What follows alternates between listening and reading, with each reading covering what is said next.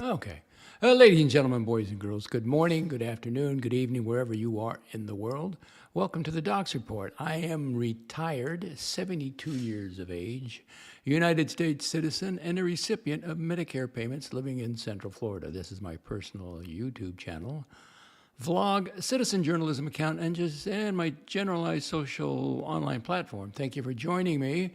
And yes, we are streaming from Del Boca Vista. Thank you, Frank.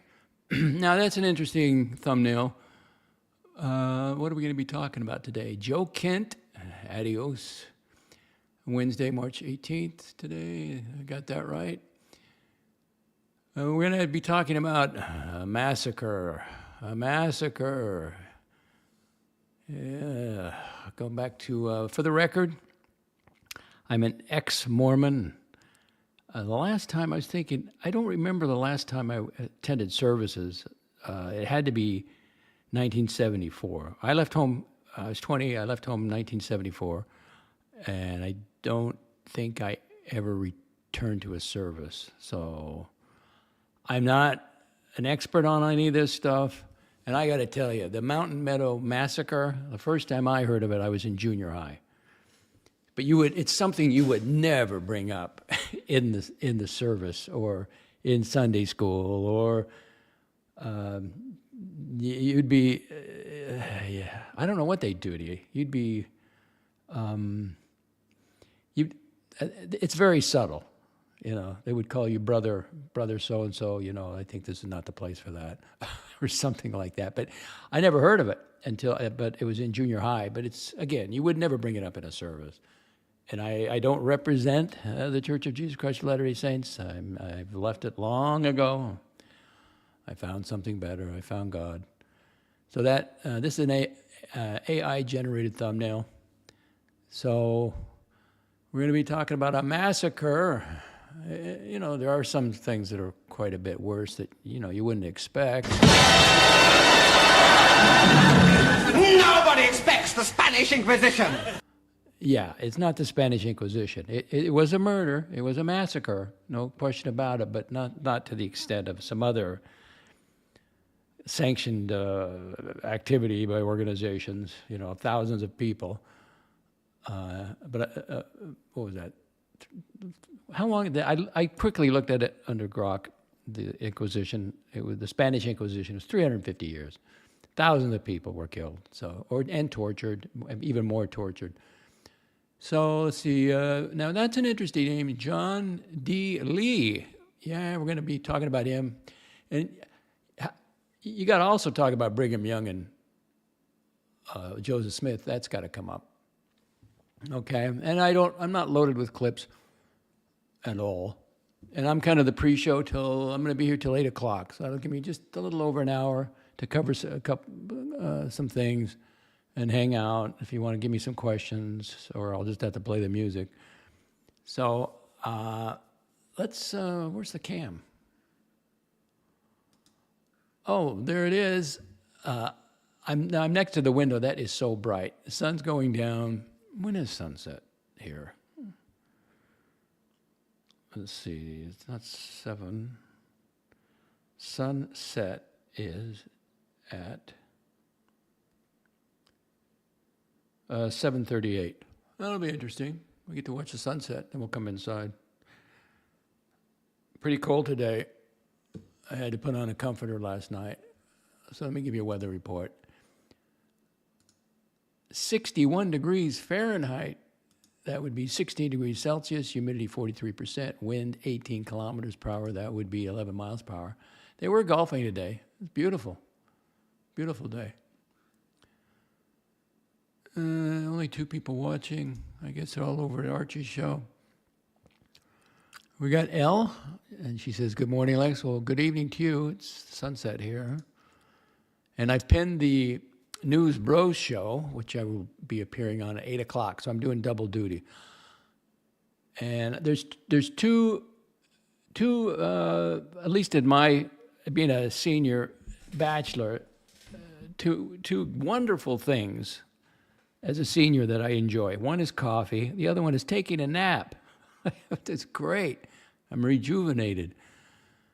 And the the toe here, my left toe, I bandaged it after I showered this morning, and I walked on it. I took off and I went to Costco, and then I got a haircut, and I was walking around, and it's amazing. The body is such a miraculous machine, a biological entity that you can heal, just in a week. I got my color back. I still have, I don't want to get a blister going again. So, and I think I'm going to stop double socking when I go to the fitness center. And I got to get rid of that white pair of shoes. I'm just throwing them away. They're just too narrow. And I think that was part of the problem too. And this is an interesting question. I kind of gave a flippant answer. I said, send money now. L, what does unity equate to in the watch community? Well, the global watch community, we're an online community. I do like my watches, but not the high-end stuff. I don't use mechanical. I'm not sure, to tell you the truth. And I've stated you can't get along. You can't have unity with people that are at war with themselves or at war with you. What is unity? I don't know what it means. To those that use it, maybe it's behavior modification. How can you have unity if you're antisocial? How can you have unity with anyone? Just be civil. Just be loving. If you yourself are whole and complete, if you're in touch with yourself, or if you're in touch with God, you're a different person, and you can be loving. But if you're not, I don't know if you can be loving. You can be manipulative. I don't know if it's possible to be loving. Oh, that's getting the sun's going down, thank goodness. So you're going to have to ask somebody else, because I don't advocate unity. I advocate civility. Civility now, civility now, civility now.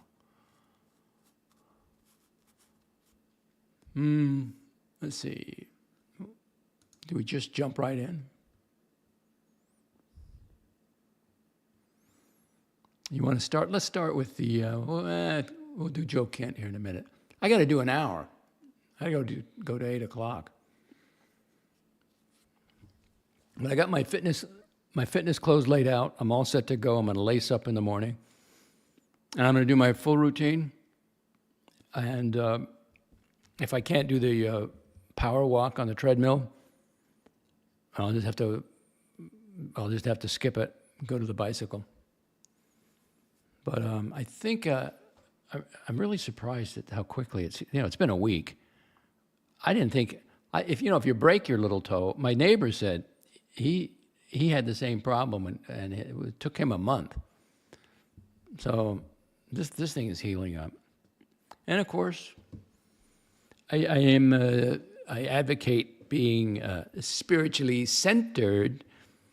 So I said my prayer, which is an affirmation. I don't ask for a healing because that would mean I'm lacking that. So just in general terms, so I do. I never ask for anything when I pray. I do affirmations, so it's already mine. God's realm, past, present, and future are one. So in the mind of God, I'm healed already. So I accept that healing and I give thanks for it. If you'd like to know more, I segregated off the deeper spiritual stuff on my X account. Everything else I can cover here. But this also, I have to be, whatever I put up here has to be somewhat compatible with the X account. I can't live two separate lives. I can't be a hypocrite, so I had to kind of clean it up over here. 8 people watching. Well, that's good. Okay, what was the Mountain Meadows massacre? Goodness. Well, let's get into it. It's almost 7 o'clock. Now, this is grok. I don't speak for the Mormon Church, okay? And I'm not a historian. And if you're into the history of the Mormon Church, it is you can find all sorts of stuff, especially from the church itself, and they have a certain filter that they use. And then you've got people that have broken away from the church very early on, or in the 50s, and they really drill down on it. I mean, if you want if you want to learn about Joseph Smith, and I'm not the guy to ask, okay, you start looking into that. That is some wild stuff. And so I don't do that here, and I'm not going after them. My memory of it is they're great people there. I was young. My parents didn't take me up there. I just wandered, I just went up there. They never discussed it with me. They wouldn't go, for the most part. My mom, once in a while. My dad, no way. But he wouldn't bring it up. And come to find out, years later, the family history, my grandfather had a beef with him. Well, my dad worshipped him. So if he had a beef with him, then he's going to have a beef with him. But I have fond memories of it. It's great. I had a background. At least I had something, But anyway, so from what Grok tells me, the Mormon Church, Church of Jesus Christ of Latter-day Saints, or its highest authorities did not authorize the Mountain Meadows Massacre. Now, if you want to research, there's a lot of stuff online. And so, okay, the massacre occurred on September 11th, 1857, when approximately 120 men, women, and children from Arkansas, an Arkansas wagon train, the Baker Fancher, F-A-N-C-H-E-R party, were killed. Boy, again, I haven't heard this since junior high school. I didn't know it was that many people. Were killed in southern Utah. I've been through there. My parents moved down to St. George before they both passed. The southern Utah by local Mormon militiamen, members of the territorial militia, the members of the territorial militia, the Nauvoo Legion, aided by some Paiute Indians. The perpetrators were primarily local church members and leaders in the Cedar City and surrounding areas. 120 men, women, and children were massacred. The Baker Fancher party were killed. According to the official position of the LDS Church, according to Grok, as stated on its website and in statements from church leaders, the massacre was not ordered or authorized by Brigham Young. In other words, it was not something like the unexpected, Spanish Inquisition? Nobody expects the Spanish Inquisition. That's right. So I don't think anybody expected this either. So key points from church sources and mainstream historical scholarship include, these are just bulletin points. I'm learning this as I read it to you. Brigham Young sent a messenger with instructions to local leaders to allow the immigrants to pass through Utah peacefully and not to meddle with them. This letter arrived too late. Well, I shouldn't be laughing. Too late after the massacre had already occurred. I don't know why, what motivated them to do that? They were non-Mormons? They were just passing through. What was the big, unless these are the people, and they're from Arkansas, so it wasn't, Smith started in Illinois, so they were run out. The Mormons back then were, Joseph Smith was killed, and then the whole Mormon community, Nauvoo, Illinois, they picked up and moved.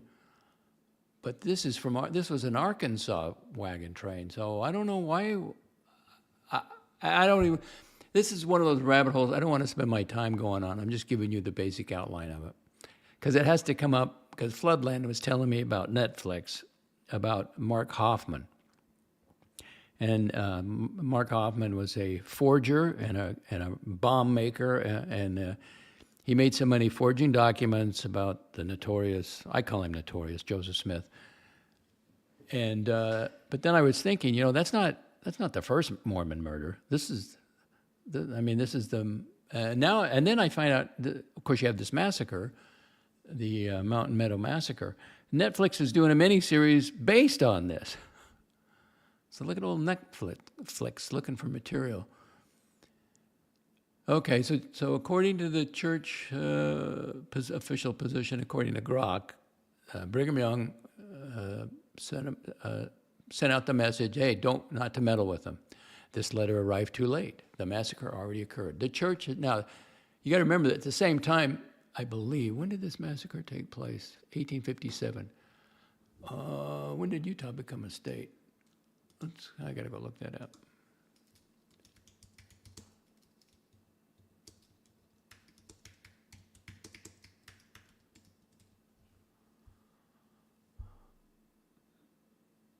(1896).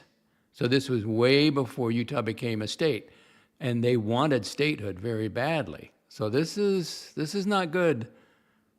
It's not a good look for the church, for Utah as a Utah territory. So this was really a bad thing. That not only they got killed, but I mean it prevented statehood for all, I would think. Okay, the church has stated that responsibility lies with local church leaders who also held civic and militia roles. Again, it was a territory, and members acting under their direction. These local figures made a series of tragic decisions amid heightened tension from the Utah War. And don't ask me about that. That's a standoff with federal troops. Perceived threats from outsiders and inflammatory local rhetoric. Historians, including those who collaborated with the church on projects like the book Massacre at Mountain Meadows, conclude that while Brigham Young preaching policies contributed to a climate of hostility towards non-Mormons during that period, Brigham Young, did not order the massacre and would have prevented it if he had known in time. Okay. And let's see, in 2007, on the 150th anniversary, the church first presidency via Elder Henry B. Eyring, E-Y-R-I-N-G, expressed profound regret for the event, describing it as terrible, quote, terrible and inexcusable departure from Christian teaching and conduct, no kidding, carried out by the members of the church. The statement placed blame on the local leaders and participants, not institutional church organization from headquarters. Yeah, you can't have that. Some critics and alternative historians, Will Bagley in Blood of the Prophets, that's a book if you want it, Blood of the Prophets, have argued for greater involvement or indirect responsibility by Brigham Young, citing inflammatory sermons, cover-up efforts afterwards, and delays in justice. However, the prevailing consensus among most scholars, include those using primary sources from church archives, is that no direct authorization came from the top church leaders. Okay? The church has condemned the massacre, worked with descendants to maintain memorials at the site. Oh, I didn't know you could actually go visit the site. I've never heard of it, that they have a memorial plaque there. I mean, it's not something that Utah's, proud of. You can understand why. To maintain memorials at the site and acknowledge the involvement of its members while rejecting claims of top-level orchestration. Only one participant, and he's in the title here, John D. Lee. John Doyle Lee was convicted and executed in 1877. Now remember, they became a state in 96. So they had to have a trial, and I think he was convicted on the second trial. But you can research that too, because I'm not doing it. Though others were excommunicated or removed from positions. Yeah, you don't want to be out there massacring men, women, and children, okay? That's not a good thing. So let us meet John D. for Doyle Lee. And I got some, here we go. Are you ready? There he is. That's a somewhat younger picture. Now he was a big deal, actually. He was, let's go to his, maybe if he's looking down, I don't want to just pass over him. Let's go to Wikipedia. Let's see, Mormon, John D. Lee, Wiki.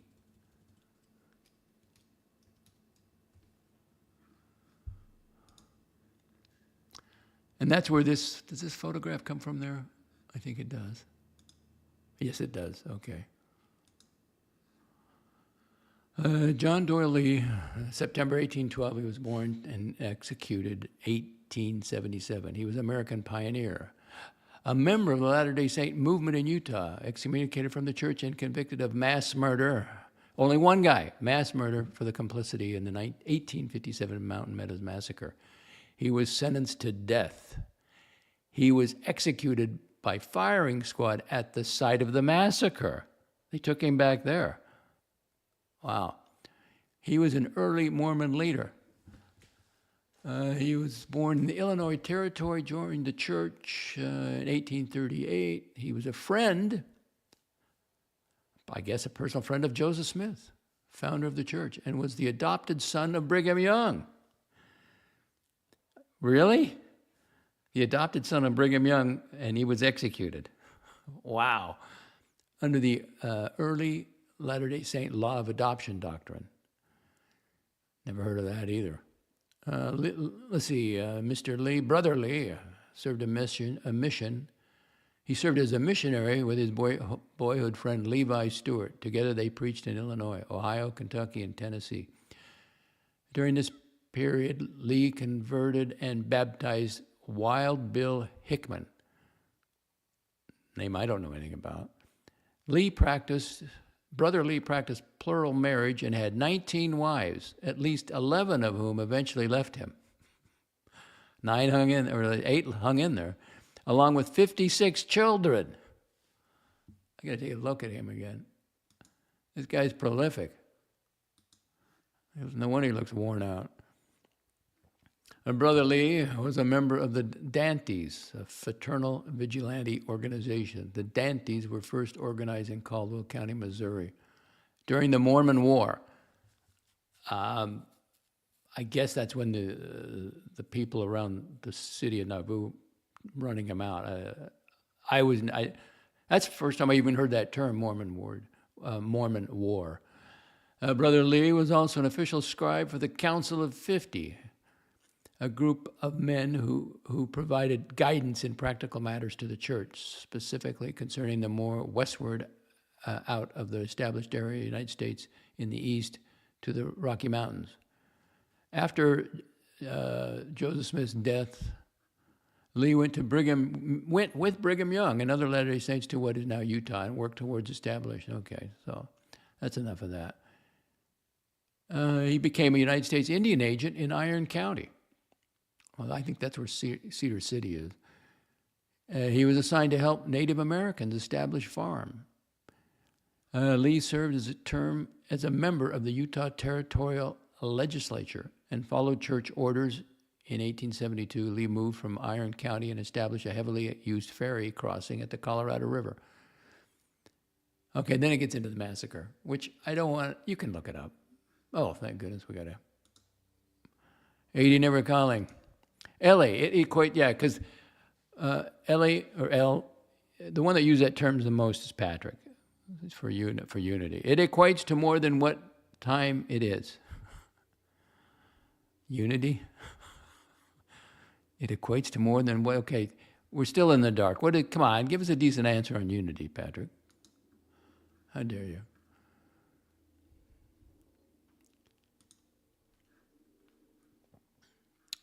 So, that is Brother Lee, but we're not done with these photos. Brace yourself if you have sensitivity. Here he is too. Now he doesn't look too happy here. I think it's the same guy. He knows what's coming. He's gonna be. Well, let's go read from his. I think it's only just that we read his final words before he gets executed. Okay. Because there he is. Let's read his final words. Well, we got to go through this slide first. Present no, we don't want to do that. Okay, there he is. Now, believe it or not, he's in the center there sitting. This photo courtesy of the Utah State Historical Society, all rights reserved. He's sitting in the center. Those around him are his attorneys, and the judge is there. Now, don't ask me which one the judge is. Now, let's take a look at this. See the guy sitting on the left. He's sitting on his own coffin. He's going to be executed. And I guess this is how they did it in Utah back in the day. So that dark thing, and then they maybe got a sheet over. He's sitting on his own maybe death sheet, but he's sitting there off to the left. Actual photo before he's executed. Is that it? Is that all I have? And then, of course, it wouldn't be complete without the man who adopted him, Brigham Young. All right, you got to have Brigham Young. All right, there's your photos.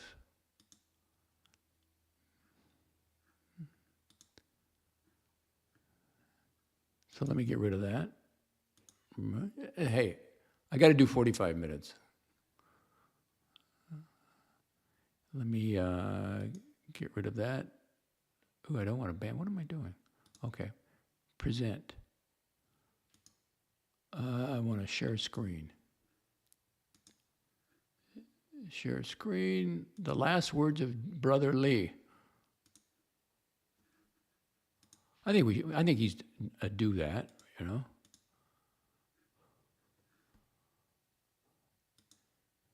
Here we go. The last words of Brother John Doyle Lee, spoken at his execution for the Mountain Meadows Massacre, March 23rd, 1877. I have but little to say this morning. Of course, I feel that I'm upon the brink of eternity, and the solemnities of eternity should rest upon my mind at the present. I have made out, or have endeavored to do so, a manuscript abridging the history of my life. This is to be published. In it, I have given my views and feelings with regard to these things. Can you see that? Yeah, you can see that. I feel resigned to my fate. Now, I don't know if he says it here, but he also told his attorneys he doesn't want a defense. He just doesn't want a defense. I feel resigned to my fate. I feel as calm as a summer morn, and I have done nothing intentionally wrong. My conscience is clear before God and man. There was a massacre of 120 men, women, and children. I am ready to meet my Redeemer and those that have gone before me behind the veil. I am not an infidel. I have not denied God and his mercies. I am a strong believer in these things. Most I regret parting with my family. How many wives did he have? He got 56 kids. Many of them are unprotected and will be left fatherless. When I speak of these things, they touch a tender chord within me. I declare my innocence of ever doing anything designedly wrong in all this affair. I use my utmost endeavors to save those people. Really? But he has to take the blame. Now that's interesting. I use my utmost endeavors to save those people. 120 men, women, and children. I would have given worlds were they at my command if I could have averted that calamity, but I could not do it. It went on. It seems I have to be made a victim. A victim must be had, and I am the victim. I am sacrificed to satisfy the feelings, the vindictive feelings, or in other words, am used to gratify parties. I am ready to die. I trust in God. I have no fear. Death has no terror. Not a particle of mercy have I asked of the court, the world, or officials to spare my life. I do not fear death. I shall never go to a worse place than I am now in. Boy, there's some insight. I have said it to my family, and I will say it today. Now remember, this is the day of his execution. He's sitting on his coffin. That the government of the United States sacrifices their best friend. Now, they're still a territory. That is saying a great deal, but it is true. It is so. I am a true. It doesn't look good for Utah. Brigham Young. It doesn't look good. I am a true believer in the gospel of Jesus Christ. I do not believe everything that is now being taught and practiced by Brigham Young. Oh, let's see. Did I read that right? I'm a true believer in the gospel of Jesus Christ. I do not believe everything that is now being taught and practiced by Brigham Young. I do not care who hears it. It is my last word. It is so. I believe he, Brigham Young, is leading the people astray, downward to destruction. But I believe in the gospel that was taught in its purity by Joseph Smith. In former days, I have my reasons for it. Joseph Smith, the prophet, the founder, the prophet of the Mormon Church. I studied to make this man's will. Now, he's talking about Joseph Smith here. I studied to make this man's will my pleasure for 30 years. See now what I have come to this day. There's your problem. What will should have you been doing? God's will, not Joseph Smith's will. So this is his downfall. I studied to make this man's will, Joseph Smith's will, my pleasure for 30 years. See now what I have come to this day. I have been sacrificed in a cowardly, dastardly manner. I cannot help it. It is my last word. It is so. Evidence has been brought against me which is false as the hinges of hell. And this evidence was wanted to sacrifice me. Sacrifice a man that has waited upon them, that has wandered and endured with them in the days of adversity, true from the beginnings of the church. And I am now singled out, and I am sacrificed in this manner. What confidence can I have in such a man? In other words, Brigham Young, I guess. I have none, and I don't think my Father in heaven has any confidence in Brigham Young. Still, there are thousands of people in this church that are honorable and good-hearted friends, and some of whom are near to my heart. There is a kind of living magnetic influence which has come over the people, and I cannot compare it to anything else than the reptile that enamors its prey. Till it captivates it, paralyzes it, and rushes it into the jaws of death. I cannot compare it to anything else. It is so. I know it. I am satisfied of it. Well, now that's an interesting one. I got to read that again. Let's see. There are thousands of people in this church that are honorable and good-hearted friends, and some of whom are near to my heart. There is a kind of living, is he discussing a cult here?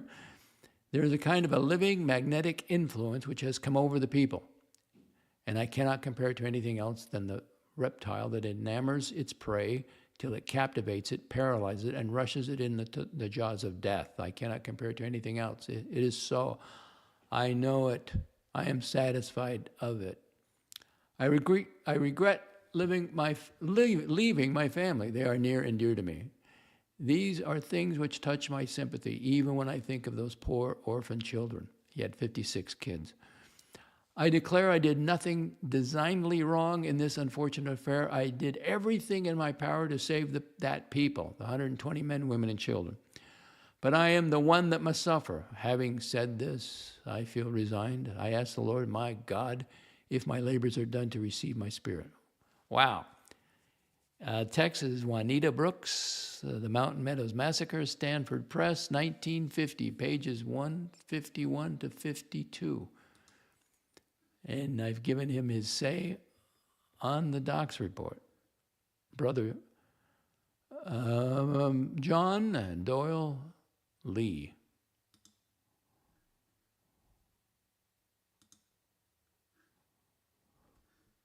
No comments. 5 people watching. Hey, I got 40 minutes to do. No comments. You got to help me out here. So that covers the Mountain Meadow Massacre. There's, I guess, a Netflix 6-part series that's kind of loosely based on it. I'm not going to be watching. I don't have a Netflix account. So, okay, now we're left with Joe Kent. Well, let's go. See, I didn't even know Joe Kent. I never heard of him until what? Until his resignation. So I think let's give Joe Kent Kent his due. Full name, Joseph Clay Kent, is an American politician, a retired U.S. military veteran, and former intelligence official, born 1980, in Sweet Home, Oregon. He is currently 45 years old. He grew up in the Portland area and has a deep ties to the Pacific Northwest, where he now resides in Yakult, Washington, with his family. Military and professional career. Kent enlisted in the United States Army at age 17. Served for 20 years until retiring in 2018. First and foremost, Mr. Kent, what's his first name again? Joe Kent, thank you for your service. That cannot be taken away from you. He began as an infantryman, completed airborne school, a ranger indoctrination, and became a Green Beret, Special Forces weapons sergeant, shortly after 9/11. He served with elite units, including the 75th Ranger Regiment, Army Special Forces, and United States Army Special Operations Command. He completed 11 combat deployments. Again, thank you for your service. Primarily in the Middle East, including Iraq and Yemen, and was selected for a Special Missions Unit, Elite Tier 1 level. He earned numerous commendations, including 6 Bronze Stars. I don't know the breakdown of the Bronze Stars, whether he service Bronze Stars or Valor Bronze Stars, I don't know, but it doesn't matter. He's a hero. He served honorably. He's, again, it's great. Can't take it away from him. After retiring from the Army, he worked as a paramilitary officer in the CIA Special Activities Center. He also served as counterterrorism advisor during Donald Trump's 2020 re-election campaign and later in other advisory roles. Okay, can't take it away from him. He's a hero. He's a veteran. Okay, but you have to set that aside now. Now he's a politician. He's fair game now. He's out. He's a civilian. Let's see, his personal life. Kent is a Gold Star husband. I don't know what that means. His first wife, a Navy Senior Chief Petty Officer Sharon Kent, cryptological technician, was killed in a suicide bombing, oh, that's terrible, while fighting ISIS in Syria in January 2019. He has 2 sons from that marriage and has spoken publicly about raising them as a widower. He later remarried. Okay, wow, that's tragic. Okay, and then it gets into his political stuff. But that's his background. He's a hero. He's a war veteran, war hero. It's great. But that doesn't mean, because of that service, it doesn't mean he can act competently or judiciously in the private practice, in the private sector. He had a stellar military career, but now he's in civilian life. He did run for congressional, that should be in there. Didn't he run for Congress and lose twice? Is he a member of the Republican Party and aligned with Make America Great, MAGA, and conservative circles? Kent ran unsuccessfully for the U.S. House of Representatives in Washington's 3rd Congressional District in both 2022 and 2024. Okay, he couldn't get elected. So what they saw, they didn't like. Now, that doesn't harm his military record. Losing to a Democrat each time, yeah, well, it's Oregon, or Washington, what do you expect? In 2025, Kent was nominated by President Trump and confirmed narrowly, 52 to 44 in the Senate, as director of the National Counterterrorism Center, NCTC, where he led U.S. counterterrorism efforts and served as the principal counterterrorism advisor to the president. He assumed the role in July 2020. So he's back to serving his country, which is great. We got to have people that do that. But then he resigns, effective immediately. He didn't even give 2 weeks' notice. I got a problem with that. You're given this responsible position. We're in a combat with the Iran, and you resign immediately. I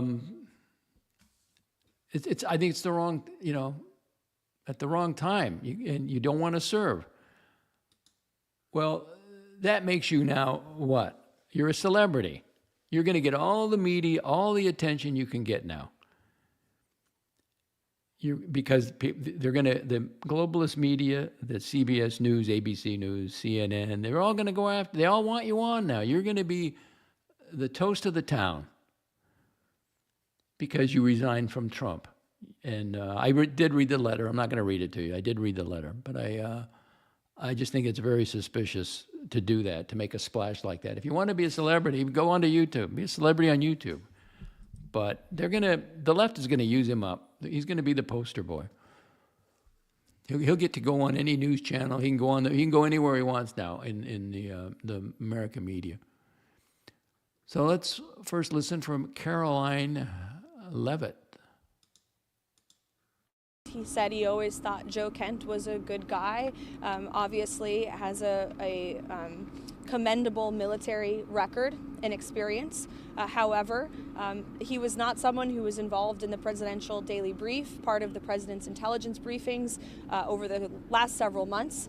Have not seen him here at the White House for quite some time, and the president feels it's deeply disappointing that after the president gave him an opportunity in this administration to serve the American people, that he would resign with a letter filled with falsehoods, accusing the president of the United States by being controlled by a foreign country. That's both insulting and laughable all at the same time. That's a polite way to put it. Give me some Dershowitz. Give me Newsmax Dershowitz. Well, first of all, to say Iran was not an imminent threat is to say that Nazi Germany wasn't an imminent threat in early 1939. Imminence is a function of certainty. And there's no doubt that Iran was trying to develop nuclear weapons, and they were eventually going to use it against America, American allies, and America's friends. There's no doubt about that.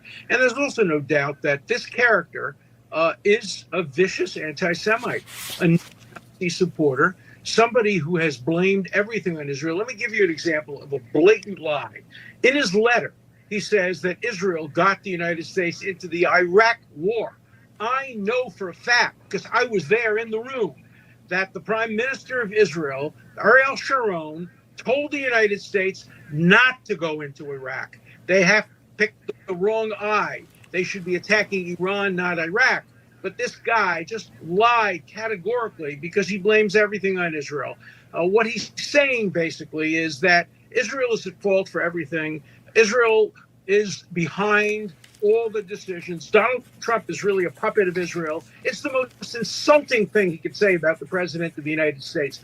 I know both the president of the United States and Netanyahu, and I can tell you with 100% certainty that President Trump will never be pushed into starting a war because of Netanyahu. I can give you that assurance based on personal information.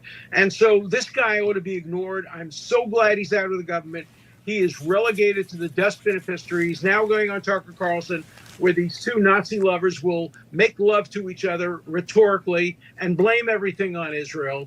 This is an attempt to try to hijack the Republican Party, to try to turn the Republican Party into what's happening with the Democrats, with the extreme left. Now you have the extreme right trying to turn the Republicans into an anti-Semitic party. It has to be resisted. President Trump is right. The country is better off without this guy, without him, and we'll hear it, because we're going to see tonight on Tucker Carlson. You're going to see him make other anti-Semitic statements and just repeat what he says. His whole theory is that Jews are to blame for everything. This is Nazi Germany back in 1935, repeated in the United States of America this year. It has to stop.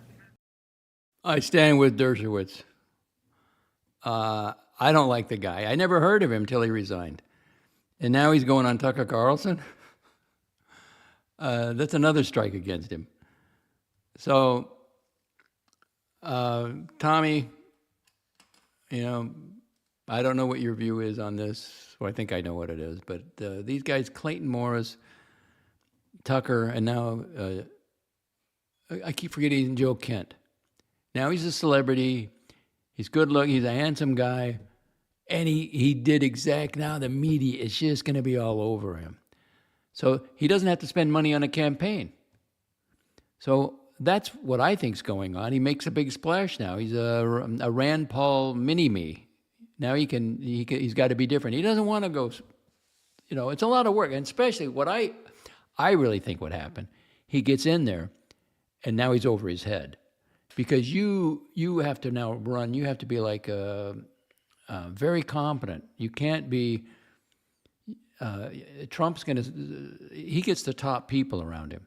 You were given a chance to show, and I think at some level in his gut, he knew he couldn't handle the job.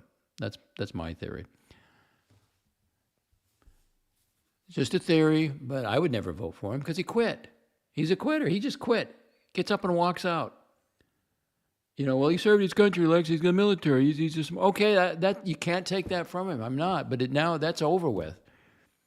He lost two campaigns, and he gets a top-notch position where they're in, and he just gets up and leaves. I did read the letter, but I'm not. I just thought, it's an opportunist, right? Give me some more of that Newsmax. Come on, Newsmax. Take a look at this. It is set up. The Director of National Counterterrorism, his name is Joe Kent. And with everything going on right now, a patriot would do everything they could to save America. But not this guy. Joe Kent, in this moment, decided to quit. He quit. He walked off the job. Are you crazy? What are you doing? They're coming to get us. This is when we need everybody. All right. Maybe he just gave a heads up. His mom's sick. Something, right? No.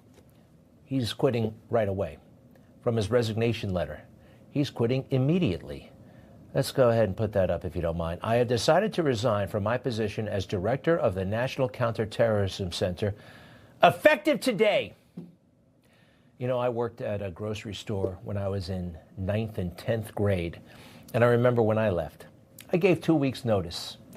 You always got to give some sort of notice, right? You don't run away. This guy has run away. He's got beef with the war in Iran, which is only 17 days old. And from what I'm hearing, this thing is going to be over probably before the 28th day. This is contained. But this is the issue that Joe Kent can't abide. He's quitting over the Iran war. I cannot, in good conscience, support the ongoing war in Iran. Now, actually, Joe, you don't have to. You don't have to support it. Quite frankly, it's not your job. You're fighting terrorism in America that's gone through the roof. And for policy disagreements, philosophical disagreements, you don't like the war in Iran. Well, whatever, it's happening. And more terrorism is happening probably as a result, and I think we can deal with it. Wouldn't you want to be involved? You're going to leave people hanging? You're going to leave the United States of America hanging. You're going to quit. Now, why did he quit? What's really going on here? I know he has all kinds of weird ideas about Israel that I do not agree with. He has his reasons, and we'll go through those. But let me tell you what's really going on here. He doesn't want to be a staffer. He doesn't want to be anonymous. This is a person who sees himself as a star. He's run for Congress twice. He's also lost twice. Anybody who makes an ad like this, I'm sorry, is just not a normal, well-adjusted person, in my view. I'm Joe Kent. Service has always been a big part of my life. As a Boy Scout and an Eagle Scout, I worked on search and rescue missions right here in the Cascades. As soon as I turned 18, I enlisted, becoming an Army Ranger stationed up at Fort Lewis and then a Green Beret. After 20 years and 11 combat deployments, I moved back home here to Yakult to raise my boys. Easy, fellas. And now I'm running for Congress so I can fight for all our families. I'm Joe Kent. I approve this message. I'd be honored to serve you. Who are those people? We don't fall for this stuff anymore. Ooh, wow, did you see those rambunctious kids on the porch? No, that is phony baloney stuff. And anybody who makes an ad like that, in my opinion, is ambitious, has in a bad way. It's okay to be ambitious, but that's a lust for power. Look at me. He lost. Information. truth is freedom. Is Newsmax. It's real news for real people. Yeah, why not run the promo for Newsmax? I agree with all of that. And he's never worked in the private sector. In the military, you got everything. You got your housing, you got your meals, you got everything you're serving. You know, again, thank you for your service. But he's never had a private sector job, and he doesn't probably even know you give 2 weeks' notice. So to me, I think he's torpedoed his career as a politician, unless he goes he wants to be a Democrat, but I don't think he's going to do that. And it's over for him. Again, I never heard of him until he resigned. Would I vote for him? No. I wouldn't vote for him. Okay, that's the show. I got 20 minutes to kill till 8 o'clock, and then I'm going to go over on to the News Bros show.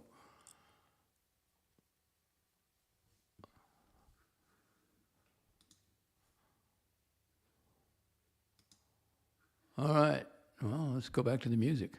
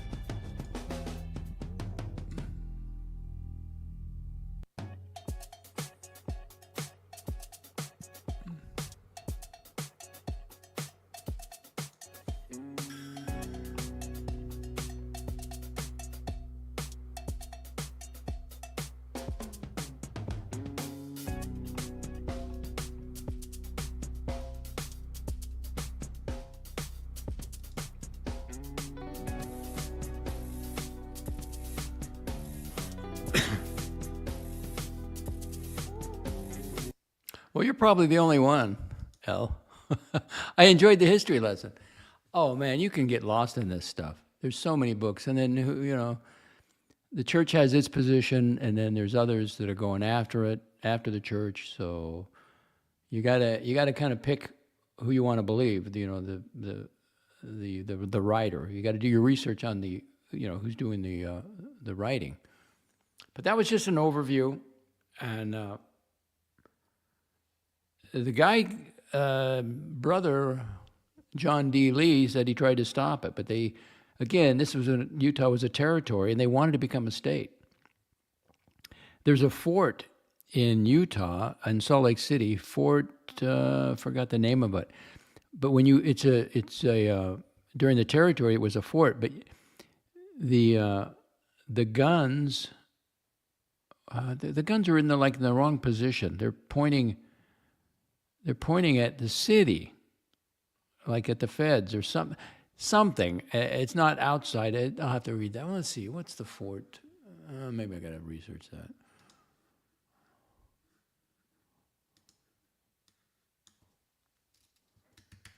Let's see. Salt Lake City has a historical fort by what name?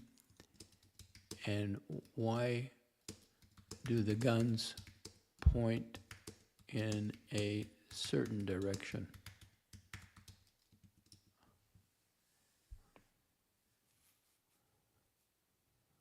Fort Douglas, that's it.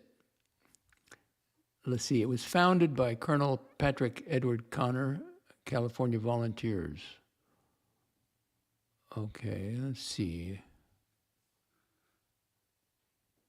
All right, okay, so it's a fort, meaning it was a federal fort, but the guns were pointed toward the city below, which was Salt Lake City, home of the LDS Church and Brigham Young.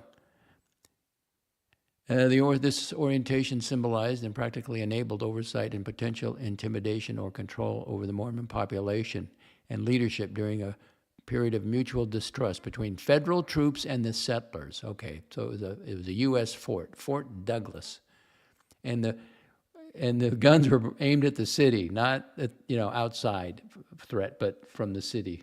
They looked down at the city, ready to fire. I thought it was pretty interesting.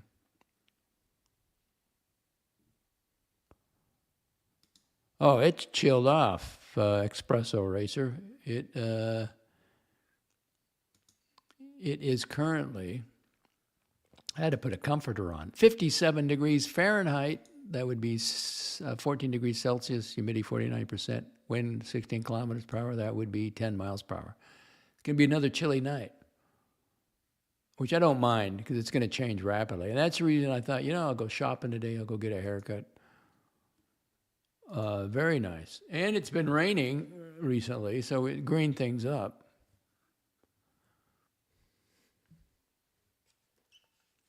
You know what? That's right. Holy, but you don't get it all the time here. Holy F, that sounds pleasant. Yeah, but it's so nice today. It was going out, but I was sitting at, after I got my haircut, first I picked up my favorite sandwich, a hot turkey sandwich. It's got like provolone cheese and onion and tomato. And I had them wrap it, had it on a plate, and I got the haircut. Then I went over to Wawa, got a coffee on my credit. I have bonus points, sat outside. But you don't get those days very often. When Patrick was down here, it was hot. But, you enjoy it while you got it,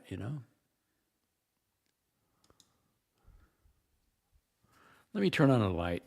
Maybe, hang on. I'm going to turn on the birdcage light. Hang on.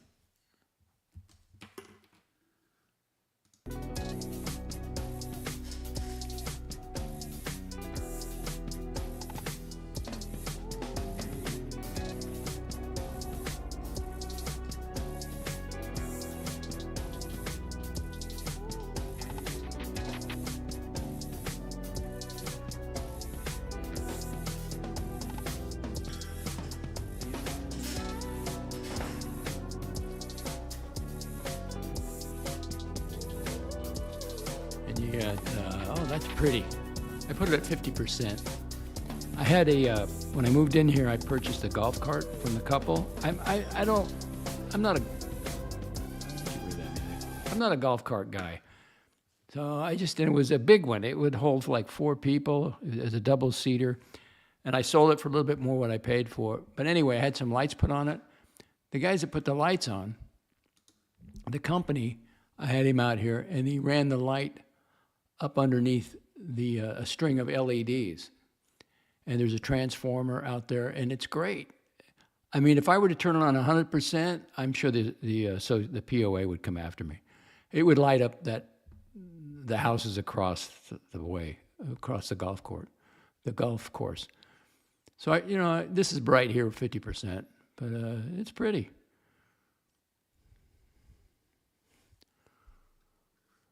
And I showed you, let's go back to, I showed you the home. The home looks good. I showed this, right? You've seen this. Isn't that pretty? You got, there's the golf course during the day and the AC unit with, oh, thank God we got a comment. I'm glad the channel's back. Well, thank you. I was wondering how the Toyota transition was going. Well, let's do that. Let's pull that off. Let's go back to outside. Let's take a look at it. Where is it? Where is my car?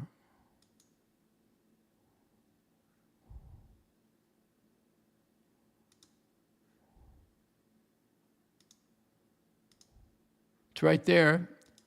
I have a 2025 gunmetal, not gunmetal, what do they call it? Heavy metal. Michelin tires, got the red calipers, 2025 Toyota GR Corolla. I like it. It's a little different because I'm not used to an automatic, and I haven't done the paddles yet, and I haven't really accelerated. So far, so good. The seats are very comfortable.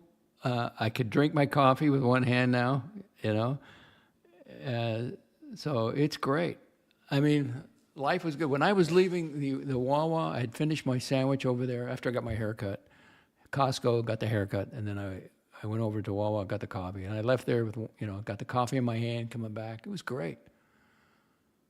And the speed, it picks up quite quickly, and I don't have to shift anymore, and it's a much smoother ride than the WRX. That you felt the road, and you heard the wind and everything else. And this one is just, it seems like it's heavier, but it's kind of like an SUV in a way. It's a hatchback, but for me, it's great. And now we got 10 minutes, and then I'm doing double duty tonight. I'm going to go over to the News Bros show, and I'll take you with me because I can redirect you over there. So I'm shopping for, you got to shop for insurance because they creep up on, they keep putting the prices up because people don't want to change. So I was, I went from State Farm to Progressive, saved a bunch of money on my car insurance. So now I'm doing it with my home insurance, but the shopping part of it. So I'm going around, and for some reason, I wanted to get Geico, and then Progressive, but I was on their website, and they'd send me over to a broker. I don't want a broker. I want to deal directly. I want to get a price on it. And so one woman called back. She was pretty sharp and reasonable, so I think I'm going to stay with her. And so she's going to give me some pricing. Because then now they just start, they're all coming at you. It's like if you want to buy a car and you happen to leave your number at the dealership, you're going to get all sorts of people calling you.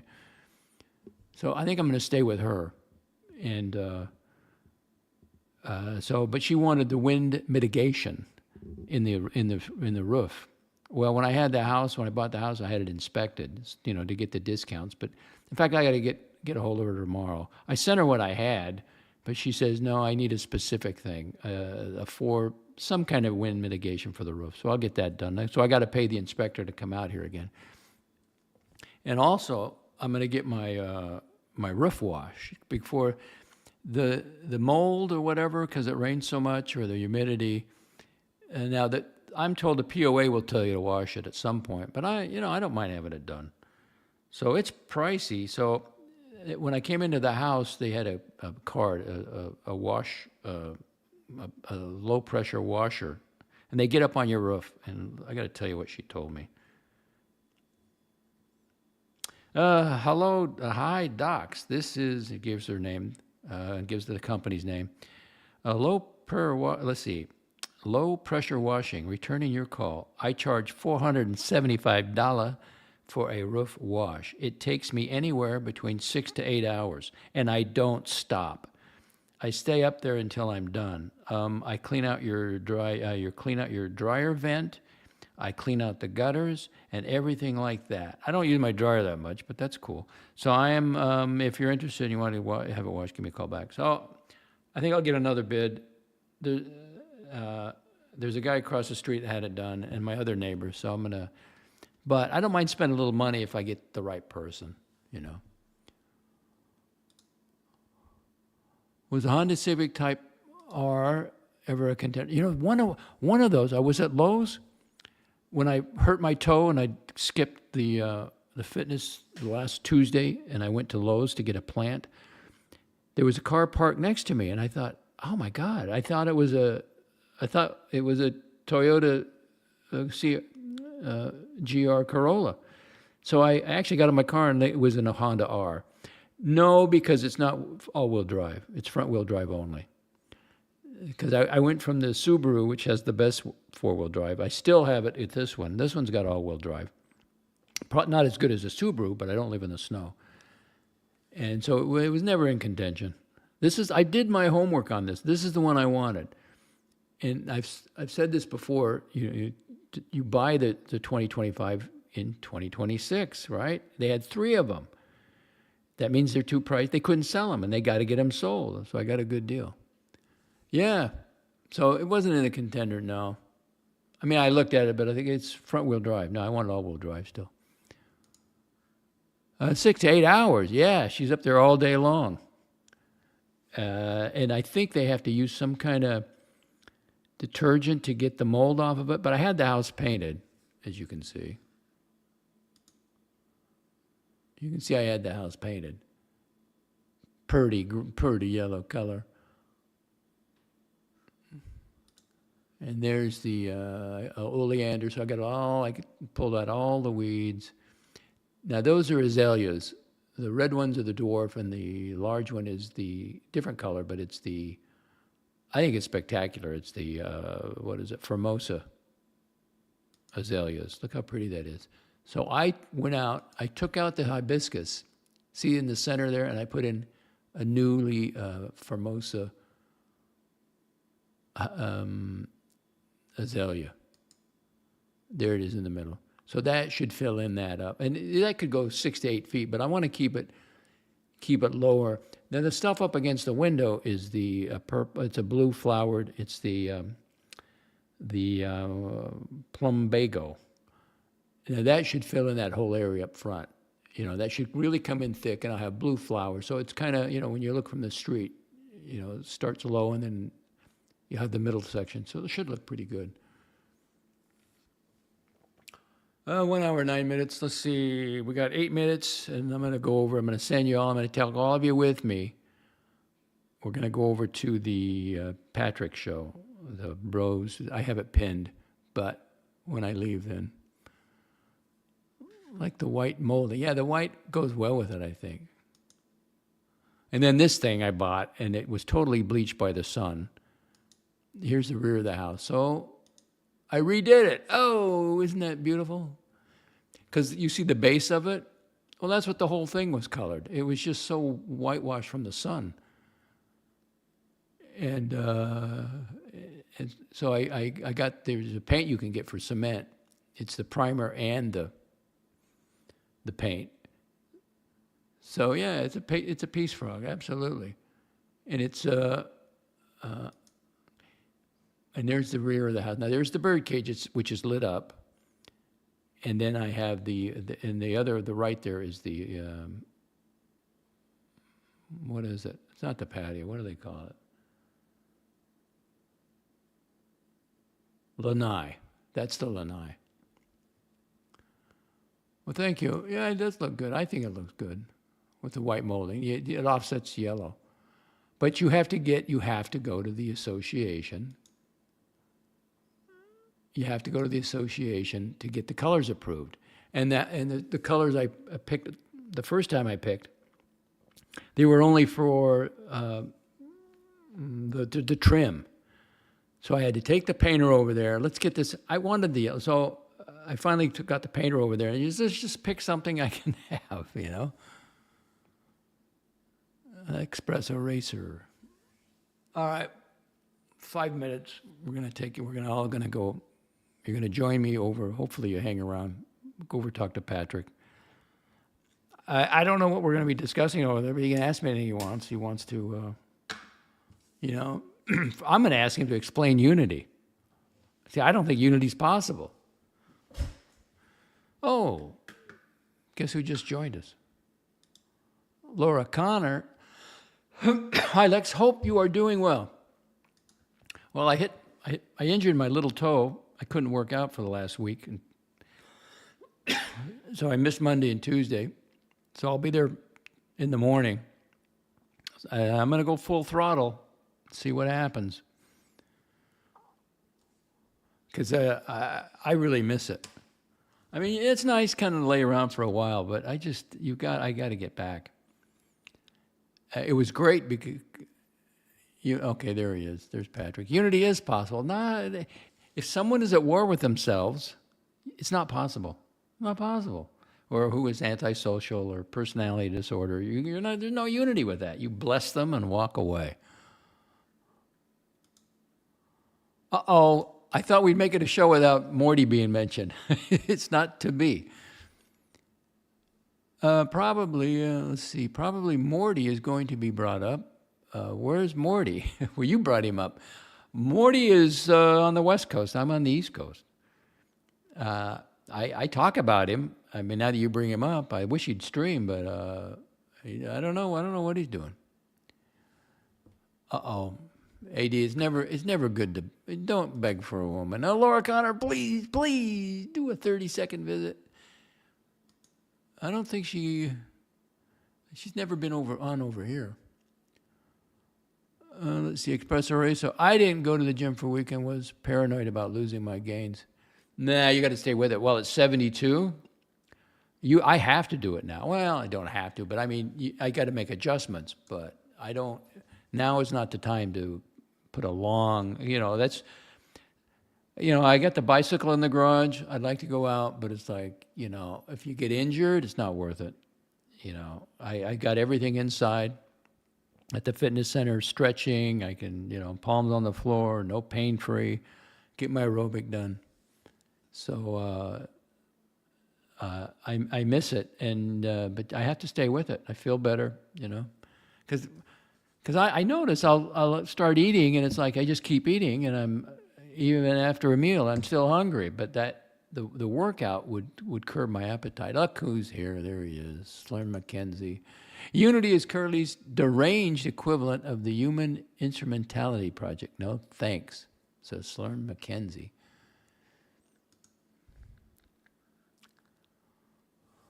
What do you think of Blondie and Mental Jock there, huh? That's Princess Peach and Mario. All right, almost time. I hope once he gets his stream up, I'm not gonna send you over there till it's 8 o'clock, till he's live. Well, now I got 10 people. I did a whole show with like 2 people, 3 people. But I stand with Dershowitz, and I'm no fan of, what's his name, Joe Kent. Yeah, thank you for your service, but he's out of the military now. Now he's in the private sector. Now he's serving in the government. You don't just walk away. You don't just quit like that. You give a resignation, but you wait. You wait till the war's over. You took the position. So I'm not a fan of him. I would never vote for him. All the stars are here. Well, there's Patrick and Laura Connor. Unity is a human centipede. No, some people you're not going to be compatible with. That's just the way it is. You got to make decisions in life. You don't have to hate them. You don't have to try to change them. And you can't change them. You can't help them till they're ready. But if they ask for it, they're never going to ask for help. You just bless them and release them. Go thy way. All right, we're almost 8 o'clock. Let me go check on we're going to all go over to Patrick's show. I wonder if Buddy Baba made it. Is he live yet? It's upcoming. I'll wait till he's live. There's 3 waiting over there. Are there any comments over there? Thomas Burnett is there. General Shoddy's there. But he hasn't started yet. Oh, it says waiting for. Okay, you know what? I can send you over there now. I put the link in the chat. Well, I have it pinned. I'm gonna send people over there. Let's see. She gave up all her. Who's MTG? Was that? She gave up all her power, and now she's around doing interviews to complain about the state of things. Yeah, who's MTG? I don't know who that is. Express. I think the woman from Georgia. MTG. I got to look at that real quick. Politics. MTG is who?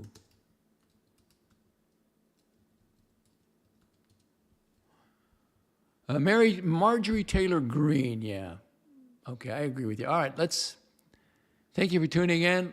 I'm going to end the show now. And thank you all, and I'll see you over at Patrick's show.